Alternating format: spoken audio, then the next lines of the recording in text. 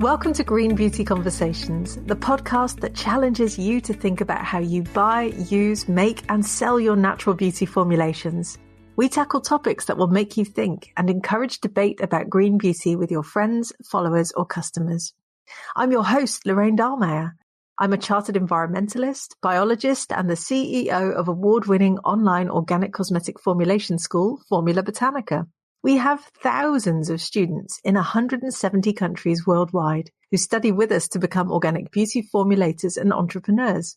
Visit our website at formulabotanica.com to try our free online formulation course. Today's podcast looks at the topics of sweat, shame, and deodorants. Society is constantly telling us that sweat is undesirable and that we should seek to try and avoid sweating as it's seen as something dirty and uncivilized. But should we be ashamed of our body's natural function, or should we look to work with it? And what types of deodorants are there out there on the market? I'm joined by Ada Yuratovsky, co-founder of Nala Care, an indie beauty brand based in Vancouver, Canada, which makes and sells a line of natural deodorants and other personal care products. Their formulations marry science with nature, providing high-quality, effective products and encouraging deep self-care. Welcome to the podcast, Ada. It's fantastic to have you with us.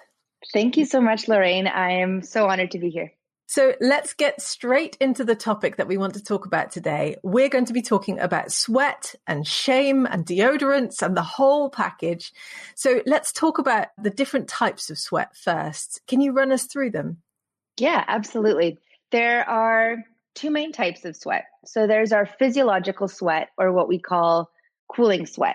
And this is essentially a very precise type of bodily mechanism that ultimately just responds to cool our body temperature down. So it will respond to an increase in external body temperature, such as, a warm day, but also internal body temperature, such as something out of physical activity, like when we're exercising. Then there is psychological sweat or stress sweat. What's fascinating is it functions completely differently than cooling sweat. And, for the purpose of the podcast, I'll just probably stick to cooling and stress sweat. Otherwise, it becomes a bit of a tongue twister with physiological, psychological, and all of that. But stress sweat is actually a response to emotions. So most commonly, this is a response to something like stress, anxiety, pain. It can also be a response to things like excitement, but we most commonly see it with that nervous feeling we get.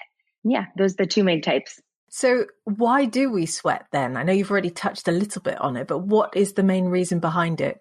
This is actually so fascinating too. I think sweat, I'm so excited to be talking about this, but even the reason why we sweat differs based on what is triggering this sweat. So for cooling sweat, and maybe even to back up a little bit, we have millions of sweat glands all over our body, and 2 to 4 million, I think they say on average, and it covers literally our entire surface area of our body, which in and of itself is fascinating. So our cooling sweat comes out of eccrine sweat glands. And like I said, they really serve to regulate our body temperature. And the way that it works is once there's even a subtle difference to our environment, our autonomic system is triggered. We release sweat from our eccrine glands. And essentially the sweat is a mix of water and sodium with tiny bits of trace materials, but more or less it's virtually odorless. It sits on the surface of our skin, quickly evaporates, and it's the evaporation of this moisture that causes us to cool down. Stress sweat functions completely differently. And what it is, they come out of a different sweat gland altogether. They come out of an apocrine sweat gland. And also, these can be found all over our body, but they're really concentrated in areas like our armpits, the palms of our hands, our groins, our face. So areas that might get a little sweatier when we are stressed. And the type of sweat that this releases is more of like a milky fluid. And it's actually a mixture of fatty acids and protein. So it's harder to break down. And this sweat as well is odorless. But the difference is it sits on our skin longer. And once it starts to intermingle with the bacteria on our skin, that's what causes the body odor. The reason we have body odor goes way back to our animalistic instinct. It's this fight or flight response that would send out a signal to our perceived threat, whatever it was that was causing us to feel stressed or nervous or on alert, to say, basically back off, I'm dangerous. And one way we do that is through our smell. That's a little bit of the why. Fascinating. So when we look at modern expressions around sweat, we use sayings such as sweating like a pig. I think most of us have probably heard that one, which suggests that sweating is something dirty or unwanted. So why is sweat viewed as something that we should be ashamed of? Great question. I mean, sweating definitely suffers from a bad rep, and pigs do too. On that note, or on a bit of a tangent, pigs don't actually even sweat that much. I was researching a little bit about this to just see, because I'm like, what does it actually come from? And I wanted to understand the roots, but pigs roll around in mud to cool down. I mean, that's their cooling mechanism. And so I think there's so many misassociations with both. So maybe it is a bit of a fitting expression. But I think what it really comes down to is, I think it is this conditioning and this desire for cleanliness, and to be clean is to be pure and to be holy and whatever that might actually be. And, in this world or in this way of thinking, to have a smell is to be dirty, when in reality, to have a smell is to be human. And I think that's where we start to break it down, because there is definitely this shame aspect. And one thing I would like to say on this note, though, is it's a topic we handle delicately, regardless of why we might have internalized this shame, whether it's a result of conditioning or internal, external pressures, whatever else. At the end of the day, it's a valid concern. And it's one that we take seriously. We never want to downplay that. If a customer reaches out to us and says, hey, I want to switch to a natural deodorant, but I'm worrying about smelling, we're never going to say, oh my gosh, that should be the last of your worries. It's all about your health, because it might sound a little silly, but to us, the shame we might feel around smell has the exact same weight as our need for wanting to take care of our health. And they're equally weighted. We never want to pit one against the other and say, oh, what's a little bit of smell if you're doing all of these positive things for your body in the long term? So we make sure to address it. Yes, we have shame around our smell. It's probably deeply internalized. We're conditioned to smell like strawberries and cucumber and think that's how we should be smelling all the time, despite the millions of functions our bodies and our brains are doing on a day-to-day basis, which does have a bit of a smell output. And so, yeah, of course, there are ingredients that we use to neutralize smells, right? And to make sure that you're not smelling bad. But I think it's important to address those concerns, because, like I said, wherever they come from, they are valid. And I think it's something that we deal with on a daily basis, no matter how hard we're working to tackle, I think, some of this conditioning. Yeah, I agree. There is certainly an element of conditioning in there. And we see that throughout the whole beauty industry. And I loved what you were just saying about people needing to feel like they're pure, almost holy, and almost feeling like they have to sanitize themselves in order to be acceptable nowadays. And this is a whole big topic. We probably can't tackle on the podcast today. But the one thing that I read recently was I read an article that some women are getting Botox injections into their scalp to stop themselves from sweating and ruining their hair during exercise classes. I was really quite shocked by that. And I understand, if you want to look good at the gym, maybe, but how do you think we should challenge this type of assumption?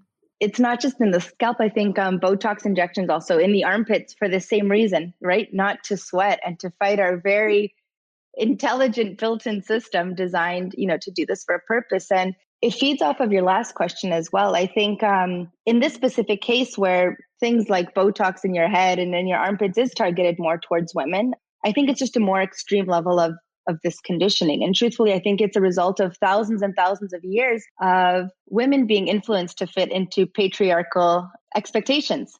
And really, some of these expectations, to not sweat, to look a certain way, to have a body of a certain size, etc., go against our body's natural need to function.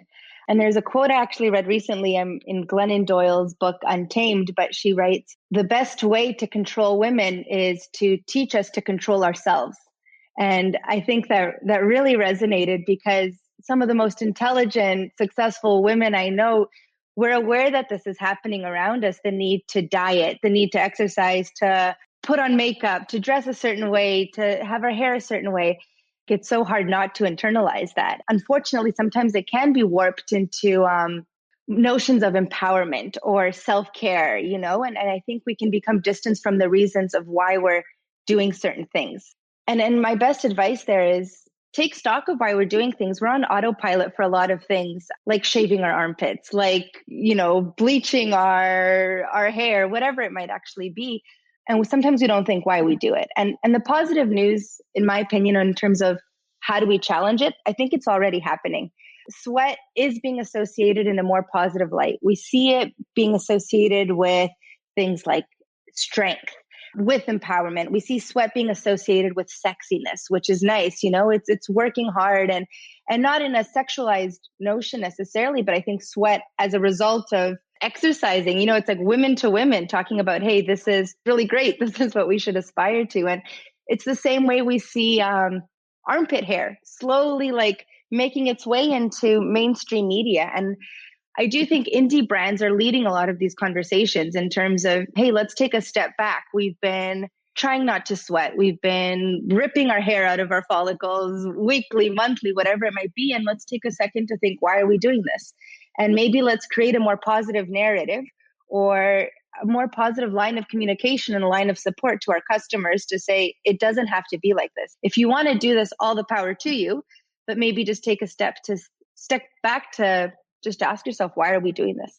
Powerful words. And I'm sure everyone listening can probably imagine that we've all gone through an element of conditioning of this. So I'm really glad that we're tackling this on the podcast today because it's a fascinating topic. So we've talked about sweat, we've talked about shame, we've talked about patriarchal systems forcing us into this whole situation. And now I want to talk a little bit about deodorants, because obviously you make and sell deodorants.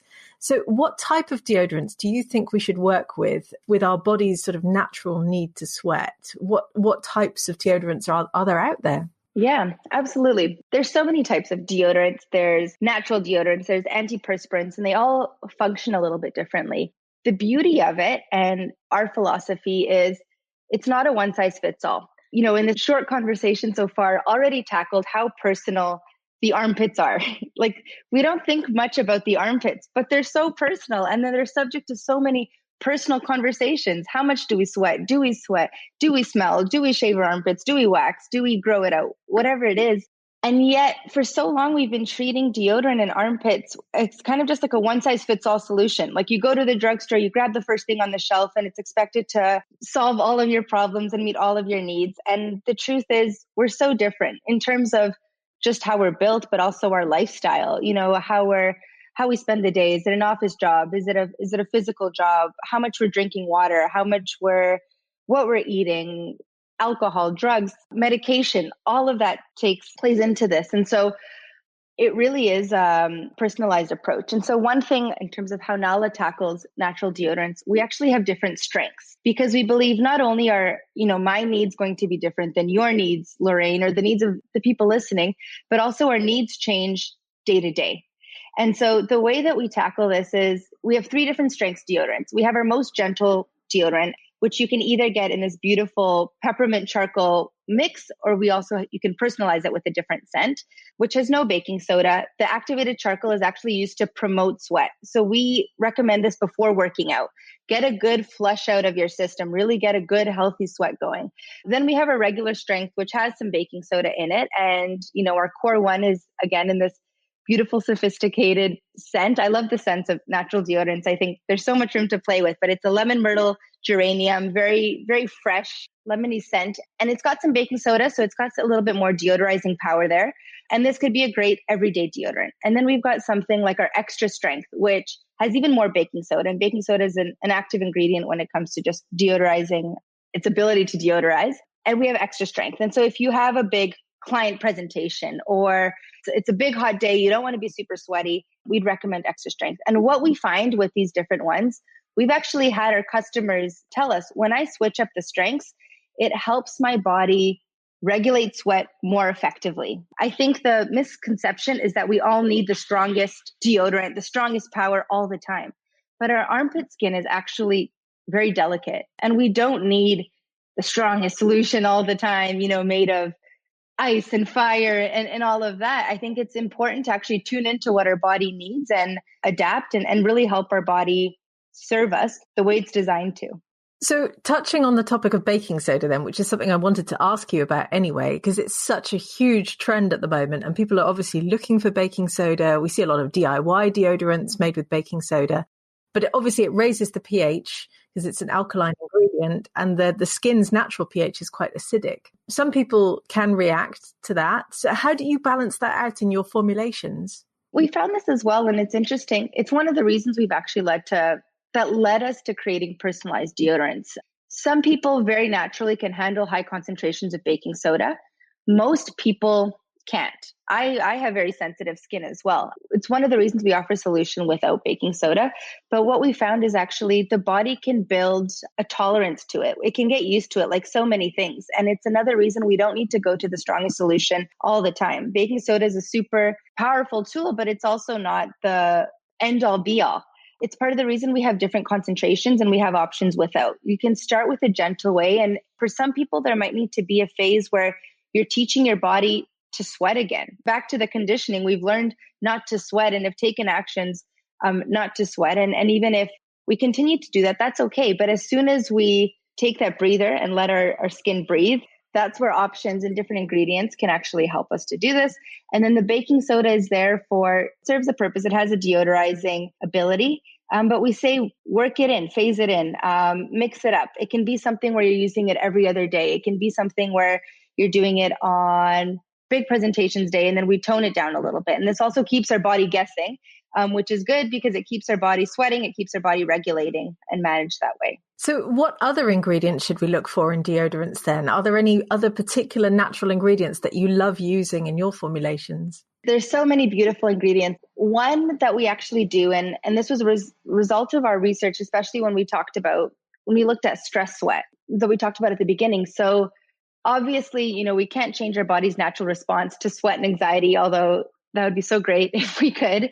But we can do things like, be more mindful of the situations that are causing us to feel stressed and, hopefully not trigger our apocrine sweat glands so much. But the other thing is the ingredients we use that have powerful properties that can be, naturally calming or even have stress reducing properties. And so one ingredient that we love is copaiba oil. So copaiba oil is actually found in a woodsy deodorant that we make and personalize. So you can choose the strength. It can be without baking soda, regular, extra strength baking soda. The main component of copaiba oil is BCP, which is actually a cannabinoid. BCP also found in CBD oil. But what we found is that it's actually much more concentrated in copaiba, and it's a lot better researched in copaiba as it stands today. We know that just the effects of smelling BCP can have natural stress reducing properties on us. And part of the reason we include mindful ingredients like that is something like putting on deodorant can tend to be a very mindless act. You're running out the door, you forgot to put it on, you put on a couple swipes and catch the bus. We're encouraging people, like anything, make deliberate decisions, take that moment, think about why you're doing the things you do, and smell your deodorant before you put it on. Take a deep breath, relax, feel good. And I think it's a very intentional way to start the day. And so, that's one ingredient, but there's so many really powerful, really beautiful ingredients out there. I love that. So take the time to smell your product. You could say that about anything really, with your skincare, with your hair care, and just inhale it. Take the time to feel that well-being and bring it into your life that way. So one final question I have for you is, one criticism that's frequently levied against natural deodorants is that they don't work. I see this talked about a lot on the internet. Obviously, some sort of non-natural deodorants, let's term them that way, are advertised as offering very long protection. And people then seem to think, oh, well, I know that if I use a natural deodorant, it won't offer me that lasting protection. So they often have this concept that they just don't work. Is this true? Natural deodorants absolutely do work, as long as you understand that they're not antiperspirants. And I think that's the key there. And there's some education that we do, and I think that needs to continue to be done. But antiperspirants function to break it down, literally antiperspire. So the ingredients chosen there are to stop you from sweating. Deodorants and natural deodorants still allow you to sweat and still allow your body to sweat. So there's nothing there that's clogging the pores. And then instead, the way that it works is it works to neutralize that odor. And the beauty of natural deodorants, I find, is that it does so much more and goes above and beyond. So yes, you can neutralize body odor, but also what you can do is you can start to moisturize the underarm skin, replenish that skin. There's a lot of broken skin there as well, from shaving, waxing, whatever that might be. you can soothe it, and you can use beautiful ingredients, beautiful scents. And again, being very mindful of what's in there, and keeps you smelling great, offering you the protection that you need. And I think it can be a little bit of trial and error and experimentation to find what works for you. You know, we have different pH levels, different hormones, chemicals, all of that, lifestyles like we talked about. And so my advice to that is there's a light at the end of the tunnel, stick with it. Just now, Lorraine, when you were talking about smelling all of your products, I remember somebody saying, you know, what a joy it is to read books, because if you think about it, it's somebody putting one story, everything that either all of their knowledge or their best story they have to tell into this book. And I'm seeing that a lot more with conscious brands and products. People are putting all of their love into it, right? Like their research, their love, their expertise, their branding, their messaging, all of that. And we consume so many products that it's easy to just fly through it without giving it a second thought. But, you know, maybe that's what I'll put out to the listeners is take a moment today and have a moment with every single product you consume and just smell it, feel it, touch it, appreciate it. And you know, if it's not bringing you that joy, you know, at the risk of sounding like Marie Kondo here, you know, that's always a good opportunity to maybe question, hey, why am I using this? And what purpose is this fulfilling for me? What is this doing for me? That's absolutely fantastic. And what a high note to end the show on this afternoon. So thank you so much for sharing all of your information and wisdom and experience. If our listeners want to find out more about you and your deodorant brand, where can they go? Yeah, absolutely. So our brand is Nalacare. You can find us at nalacare.com. On Instagram and social media, we are at Nalacare.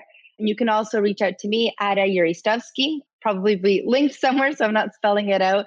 If you want to reach out on LinkedIn, say hi, send a note. Always happy to chat. Awesome. And all of those links will be underneath the podcast notes. Thank you so much, Ada. It's been fantastic to interview you today. Thank you, Lorraine. So great to chat. And yeah, looking forward to unpacking this even more and seeing the conversations that come out of it. So I hope this podcast has challenged you in how you now view sweat, shame, and deodorants. Is sweating really as bad as the beauty industry has made us think? Or should we perhaps encourage our bodies to function the way they're supposed to? How do you feel about your deodorants? And how does the idea of being sweaty influence your deodorant choices? And how is your deodorant contributing to your self-care? Please do join the discussion and leave us a comment on our social channels to tell us what you think. The Formula Botanica team and I love hearing from you, so come and tell us your views. Thank you for joining Ada and I today for this latest episode of Green Beauty Conversations, where we looked at the shame of sweat and deodorants. I hope you enjoyed it. Make sure you subscribe to our podcast on iTunes or Spotify and stay tuned for the next episode. Follow Formula Botanica at Formula Botanica on Facebook, Instagram, Twitter, YouTube, Pinterest, or LinkedIn. We're everywhere. Visit our website at formulabotanica.com and sign up for our free online formulation course today.